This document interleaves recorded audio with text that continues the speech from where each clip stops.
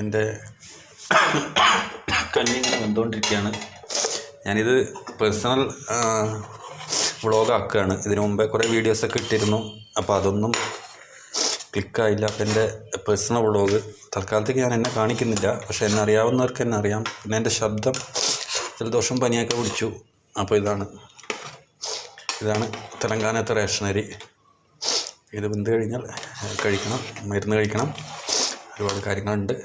അപ്പം ഇതാണ് എൻ്റെ അവസ്ഥ. ഇത് കണ്ട അടുക്കളയാണിത്. താഴെ ക്യാനിൽ മണ്ണെണ്ണ ക്യാനിൽ ഇരിക്കുന്നത് കുടിവെള്ളമാണ്. കാരണം ഇവിടെ പൈപ്പിലെ വെള്ളം കുടിക്കാൻ പറ്റില്ല. വേണ്ട ഇങ്ങനെയാണ്. പിന്നെ ഷെൽഫിൻ്റെ അകത്ത് മൊത്തം മരുന്നുകളും സംഭവങ്ങളൊക്കെ കാണുക. ORS ഇതൊക്കെ ഉണ്ട്. അങ്ങനെ ഇരിക്കുകയാണ്. ഞാൻ എന്തായാലും ചോറും കറിയൊക്കെ വെച്ചതിന് ശേഷം മുമ്പിൽ ഒരു റൂമും കൂടിയുണ്ട്.